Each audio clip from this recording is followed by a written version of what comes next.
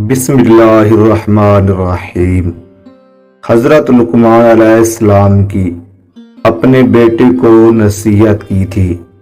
حضرت لقمان علیہ السلام نے اپنے بیٹے جس کا نام تاران تھا ان کو وصیت کی تھی کہ اے میرے بیٹے، کمینے آدمی سے بچنا جب تم اس کی عزت کرو، اور شریف آدمی سے بھی بچنا جب تم اس کو ذلیل کرو، اور عقل مند سے بھی جب تک اس کی مذمت کرو، اور احمق سے جب تک اس سے مذاق کرو، اور جاہل سے جب تک اس سے کی مصاحبت اختیار کرو، اور فاجر سے جب تم اس سے جھگڑا کرو۔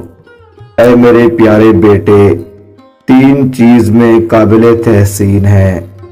نمبر 1، کسی شخص کو اس کی غیر موجودگی میں بھلائی سے یاد کرنا۔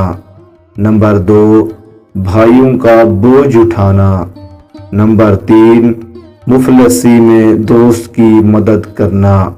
اے میرے بیٹے، ابتدا میں غصہ جنون ہے اور اس کا آخر ندامت اور شرمندگی ہے۔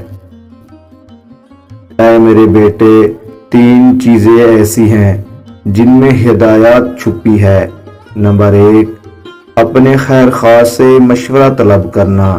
نمبر 2، عورت اور حاسد کے ساتھ خیر خواہی سے پیش آنا۔ نمبر 3، ہر ایک کے ساتھ محبت سے پیش آنا۔